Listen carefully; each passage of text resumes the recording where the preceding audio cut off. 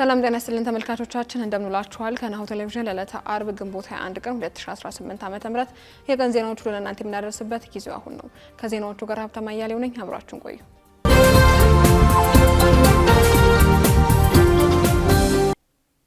ወደ ቀዳሚ ዜናችን እንለፍ። ህወሓት ከቅርብ ቀናት ወዲህ አስገዳጅ ወጣቶችን ወታደራዊ አፈሳ እያካሄደ መሆኑን ሳልሳይ ወያኔ ትግራይ ገለጸ። ህወሓት ከቅርብ ቀናት ወዲህ አስገዳጅ ወጣቶች ወታደራዊ አፈሳ እያካሄደ መሆኑንና ይህም ህዝቡን በጭንቀት ውስጥ የከተተ በመሆኑ በአስቸኳይ እንዲቆም ሳልሳይ ወያኔ ትግራይ ፓርቲ ጥሪ አቅርቧል። ፓርቲው ህወሓት እየተካሄደ ያለውን የፖለቲካ አስገዳጅ አፈሳ ለማቆም ፖለቲካዊና ዲፕሎማሲያዊ ስራዎች እንዲሰሩ አስታውቋል። ሌላው ፓርቲው የኢትዮጵያ መንግስት ተፈናቃዮችን ወደ ቀደመ ቀያቸው እንዲመልስ ጠይቆ በትግራይ ላይ ደሞዝና መሰረታዊ ሸቀጦች መከልከል ተገቢነት የሌለው ተግባር በመሆኑ በጽኑ እንደሚቃወም ገልጿል። ህወሓት በቅርቡ መልሻለሁ ላለው ምክር ቤትና መንግስት እውቅና እንደማይሰጠውና ምክር ቤቱን የሚያሳልፋቸውን ውሳኔዎች ምንም ተቀባይነት የሌላቸው መሆኑንም ሳልሳይ ወያኔ ፓርቲ አሳውቋል። ሌላው በትግራይ ነጻነት ፓርቲ አመራሮች መካከል በቅርቡ በተፈጠረው የመሰንጠቅ አደጋ ምክንያት ከፓርቲው ጋር ፈጥረውት የነበረውን የግንባር ምስረታ ለጊዜው ማቋረጡን ይፋ አድርጓል።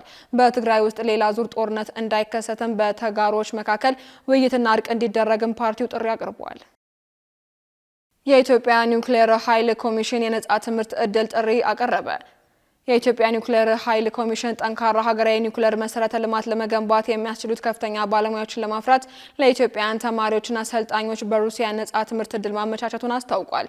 ኮሚሽኑ ለ2026-27 የትምህርት ዘመን በሩሲያ በሚገኙ ስመጥር የሳይንስና የምህንድስና ከፍተኛ ትምህርት ተቋማት በመጀመሪያና በሁለተኛ ዲግሪ መማር የሚፈልጉትን ብቁ አመልካቾችም እንዲመዘገቡ ጥሪ አቅርቧል።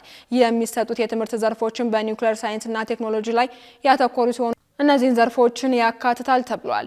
ኑክሌር ፓወር ኢንጂነሪንግ ኤንድ ሄት፣ ኑክሌር ፊዚክስ ኤንድ ቴክኖሎጂ፣ ኑክሌር ፓወር ፕላንት ዲዛይን ኦፕሬሽን ኤንድ ኢነርጂ፣ ሄት ፓወር ኢንጂነሪንግ ማኔጅመንት ኤንድ ቴክኖሎጂ ኤንድ ሲስተም የመወዳደር መስፈርቶች ለመጀመሪያ ዲግሪ እድሜያቸው ከ20 ዓመት ያልበለጠና የሁለተኛ ደረጃ መልቀቂያ አማካኝ ውጤታቸው 500 እና ከዚያ በላይ ለሆኑት ይፈቀዳል ተብሏል። ለሁለተኛ ዲግሪ ደግሞ እድሜያቸው ከ30 ዓመት ያልበለጡና በሳይንስና ምህንድስና ዘርፍ በከፍተኛ ውጤት የተመረቁ መሆን አለባቸው ተብሏል። ሴት አመልካቾችን ለዘርፉ እንዲበረታቱም ኮሚሽኑ ጥሪ አቅርቧል። መስፈርቱን የምታሟሉ አመልካቾች ከዛሬ ጀምሮ ባሉት 5 የስራ ቀናት ውስጥ የትምህርት ማስረጃዎቻችሁንና ደጋፊ ሰነዶቻችሁን በማዘጋጀት በኮሚሽኑ የኢሜል አድራሻ መላክ የምትችሉ መሆኑንም ኮሚሽኑ ጥሪ አቅርቧል። የኢትዮጵያ ንግድ ባንክ የተሻሻለውን የሞባይል ባንኪንግ መተግበሪያን በተመለከተ መግለጫ ሰጠ። የኢትዮጵያ ንግድ ባንክ አገልግሎቱን ቀላል፣ ምቹና በማንኛውም ሰዓት ተደራሽ ለማድረግ ዲጂታል አገልግሎትን አማራጮችን በየጊዜው ለደንበኞቹ እያቀረበ እንደሚገኝ አስታውቋል። ከነዚህም መካከል ደንበኞች ሂሳባቸውን በቀላሉ በማንኛውም ሰዓትና ቦታ በስልካቸው እንዲያንቀሳቅሱ ያስችላል የተባለ የሞባይል ባንኪንግ አገልግሎት ዋነኛ መሆኑንም ባንኩ ገልጿል። ባንኩ የደንበኞችን የአገልግሎት እርካታ ወደ ላቀ ደረጃ ለማሸጋገርም በርካታ አዳዲስ የአገልግሎት አማራጮችን በማካተት ለአጠቃቀም ምቹና ቀላል በማድረግ የሞባይል ባንኪንግ አገልግሎት መተግበሪያውን አሻሽሎ ማቅረቡን አስታውቋል። በመሆኑም ይህን የተሻሻለውን የሞባይል ባንኪንግ መተግበሪያ በአሁኑ ወቅት በርካታ ደንበኞችን እየተጠቀሙበት ሲሆን መተግበሪያው አዲስ በመሆኑ ምክንያት በተወሰኑ ደንበኞች ላይ የአገልግሎት መስተጓጎል እንዳጋጠመን ባንኩ ተረድቻለሁ ብሏል። ባንኩም ለተፈጠረው የአገልግሎት መስተጓጎል ይቅርታ የጠየቀ ሲሆን ችግሩን በአፋጣኝ ለመፍታት ከፍተኛ ርብርብ የተደረገ መሆኑንና ችግሩ ሙሉ በሙሉ እንደተፈታ ለደንበኞች ወዲያውኑ የሚያሳውቅ መሆኑን ገልጿል። ከተሻሻለው መተግበሪያ ጋር በተገናኘም ችግር ያጋጠማቸው ደንበኞች ከታች በተቀመጠው ማስፈንጠሪያ በመግባት ወይንም ወደ 951 ነጻ የደንበኞች የጥሪ ማዕከል በመደወል ወይንም የባንኩን ይፋዊ የማህበራዊ ትስስር ገጾች ላይ መልእክት በመላክ ድጋፍ ማግኘት እንደሚቻልም ተገልጿል።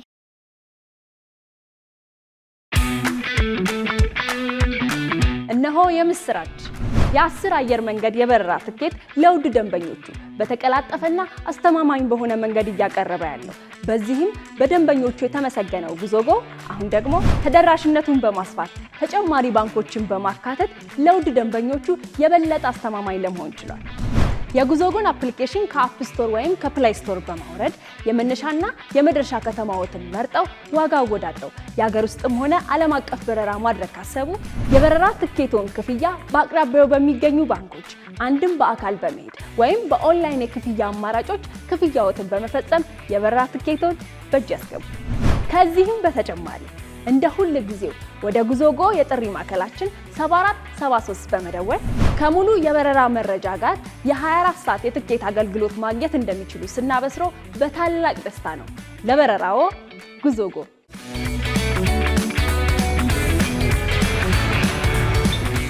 ወደ ውጭ ዜናዎችን አልፋለን። የጸጥታ ቀውስ ውስጥ በምትገኘው ዲሞክራቲክ ኮንጎ የኢቦላ ወረርሽኝ መቀስቀሱ ውስብስብ ችግሮች መፍጠሩን የዓለም ጤና ድርጅት አስታወቀ። በዲሞክራቲክ ኮንጎ የተከሰተው የኢቦላ ወረርሽኝ በጣም የተወሳሰበ ግጭት፣ የጸጥታ ችግር፣ መፈናቀል፣ የምግብ እጥረትና ውስብስብ ሰብአዊ ቀውሶች ባየሉበት በሽታውን ለመቆጣጠር የሚደረገውን ጥረት ችግር እንደገጠመው የዓለም ጤና ድርጅት ዋና ዳይሬክተር ዶክተር ቴድሮስ አድሃኖም ገልጸዋል።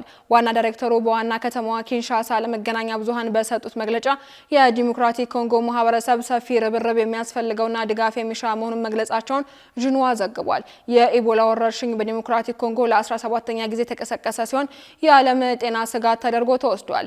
ከዲሞክራቲክ ኮንጎ ጋር የሚዋሰኑ 11 የአፍሪካ ሀገራትም ከፍተኛ ስጋት ውስጥ እንደሚገኙ ተገልጿል። የአፍሪካ በሽታ መከላከልና መቆጣጠር ማዕከል አፍሪካን ሲዲሲ በበኩሉ የአፍሪካ ሀገራት የጤና አጠባበቅ ስርዓታቸውን እንዲያሻሽሉም አስጠንቅቋል። በመጨረሻም ሩሲያ ከታሊባን መንግስት ጋር የወታደራዊ አጋርነት ስምምነት ተፈራረመች። ሩሲያና በአፍጋኒስታን የሚገኘው የታሊባን መንግስት የወታደራዊ ትብብር ስምምነት መፈራረማቸውን የሩሲያ ዜና ወኪሎች ረቡዕ ዕለት ዘግበዋል። ስምምነቱ የተጠናቀቀው በሞስኮ ክልል በተካሄደው ዓለም አቀፍ የደህንነት መድረክ ላይ ሲሆን ይህም የሩሲያን ብሔራዊ ደህንነት ምክር ቤት ጸሐፊ ሰርጌይ ሾይጉና የአፍጋኒስታን መከላከያ ሚኒስትር መሐመድ ያዕቁብ ካደረጉት ውይይት በኋላ መሆኑ ታውቋል። መሐመድ ያዕቁብ የታሊባን የቀድሞ ወታደራዊ አዛዥና የድርጅቱ መስራች የነበሩትን ሙላህ መሐመድ አማር ልጅ ናቸው። ይህ የሩሲያና ታሊባን ወታደራዊ ስምምነትን በምዕራቡ ዓለም ከፍተኛ ውግዘት ገጥሞታል ተብሏል። ካሽጎ በየትኛውም ዓለም ሆነው በማንኛውም ሰዓት ለወገኑ የሚደርሱበት ፈጣን የገንዘብ መላኪያ ተከፈተሎ። ማስተርና ቪዛ ካርዶን በመጠቀም ከ5 እስከ 20 ዶላር የሚልኩበት አዲስ የገንዘብ መላኪያ መንገድ። ካሽጎን ለየት የሚያደርገው የትኛውም የገንዘብ ዝውውር በፍጥነት አገልግሎት ከመስጠቱም ባሻገር ለማንኛውም አገልግሎት ምንም አይነት ክፍያ አለመጠየቁ ነው። በሀገራችን ታሪክ ገንዘብን ከውጪ ወደ ሀገር ቤት በማስተላለፍ በመተግበሪያ መልክ አገልግሎት መስጠት የጀመረው የመጀመሪያው ሀገር በቀል የገንዘብ መላኪያ ዘዴ ካሽጎ ከ4500 በላይ ባሉ የባንክ ቅርንጫፎች አገልግሎት እየሰጠ ይገኛል። ገንዘቦን በሰኮንዶች ልዩነት ውስጥ ይፈልጉ በአካውንቶ ወይንም በእጆ ቆጥረው የሚወስዱበት ልዩ ዘዴ።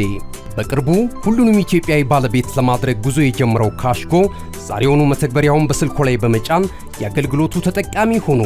ፍጥነት መለያችን፣ ኢትዮጵያን መክፈቻችን፣ ካሽጎ ነው መላኪያችን። ካሽጎ የአዲሱ ትውልድ ብራንድ። ተመልካቾቻችን ከናሁ ቴሌቪዥን ለዕለቱ ያዝነላችሁ የቀን ዜናዎች እስካሁኖች ነበሩ። ዜናዎቹን ለእናንተ እያደረስኩኝ አብራችሁ ቆየሁት። ሀብታማ እያሌው ነበርኩኝ። ሰናይ